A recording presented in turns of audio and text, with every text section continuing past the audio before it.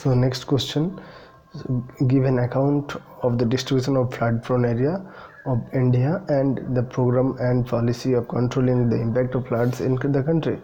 Floods are a major cause of human misery in India every year, and out of a number of natural disasters that the country has experienced, floods are the most important one.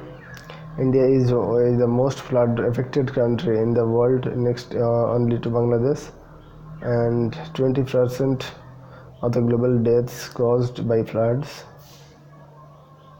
in the world are in India. And in spite of the fact that floods are a natural disaster, it often turns out to be a social disaster, as the people who are severely affected are generally the poor because they live on a particular periphery of human habitat, and the annual flood affected population has risen faster than the growth of India's population. The flood affected areas and damages have also increased recently. The reason for this increase is the encroachment of flood plains by the people.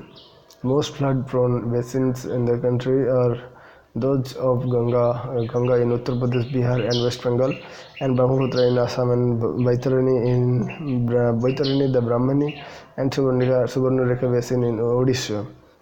Sometimes floods occur into the Andhra Pradesh, occur in Andhra Pradesh and Rajasthan, Haryana, and Gujarat.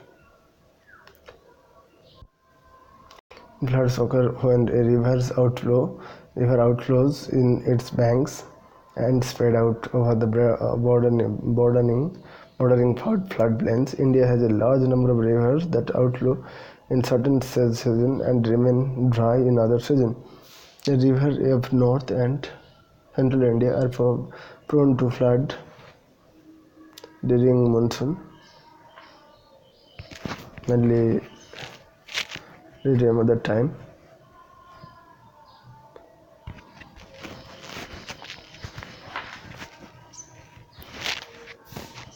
So they occur when the surface runoff is high, drainage water is blocked, and by landslides or excessive silt is deposited in the river beds. Flood in arid areas are associated with the cyclonic storm. The coastal belt of India flooded with the occurrence of the cyclone. Seacoast and river estuaries experience flood when the sea level rises or a bore from the sea enter the river. In urban areas, the excessive runoff of storm water drains leads to flooding of low-lying areas.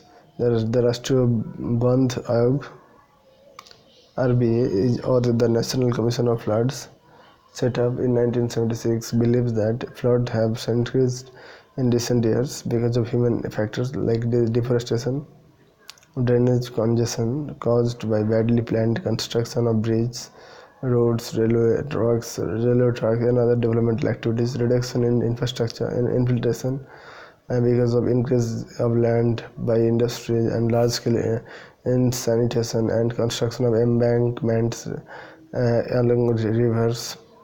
The flood-prone area in the country is over 40 million hectares, along about 1/8 of India's land area. Flood damage in India average annual data: human deaths 1,500, flood affected area 7.66 million hectares, crop damage 3.51 million hectares, flood affected people 31.84 million, house damage 1.2 million, and cattle killed 0.2 million, property damage 768 crore. Flood control. Flood are not new in India, and the practice of building flood protection embankment along rivers in an ancient one. We had flood protection embankments on the Godavari and the Krishna and the Kaveri deltas, and in the Indo-Gangetic plains. The nationwide flood protection program, however, began only after independence. At the time of independence in 1947, India has some 5,280 kilometers of embankments along different rivers.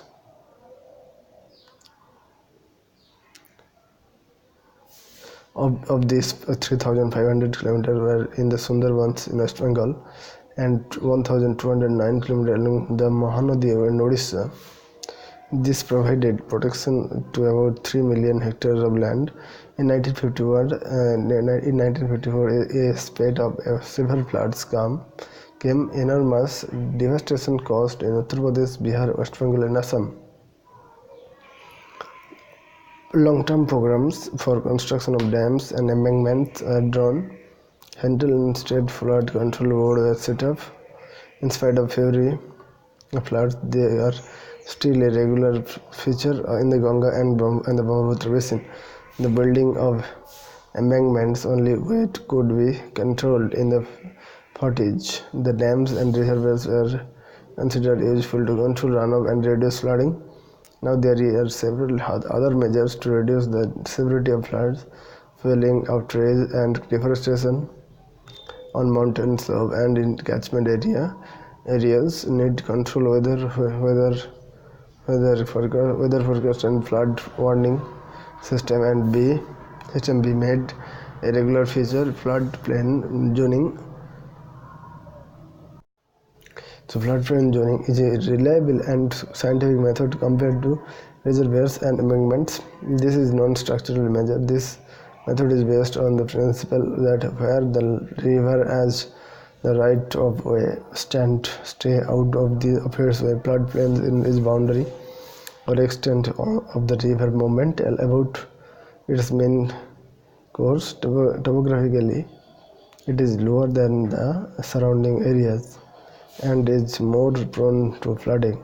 Strong reservoirs have been built as part of multi-purpose project over several flood-prone areas. Some of these reservoirs are Konar, Panchet, Maithan, and Taltilaya on Damodar River, Hirakud and Mahanadi, Bhakra or Satluj, Pong on Bias, Ukai on Tapi, and